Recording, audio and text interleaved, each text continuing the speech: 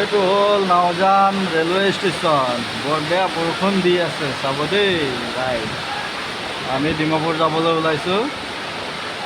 ইমান বেয়াকৈ বৰষুণ দিছে, গোটেই পানী পানী হৈ গ'ল।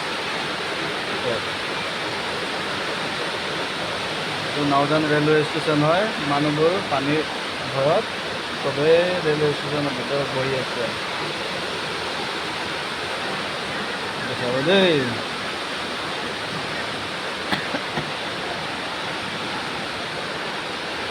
আজি আমি দুজনে গৈ আছোঁ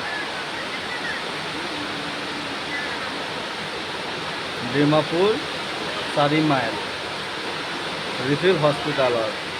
আমাৰ ভিনী অলপ বেমাৰ হৈ আছে, সেইকাৰণে।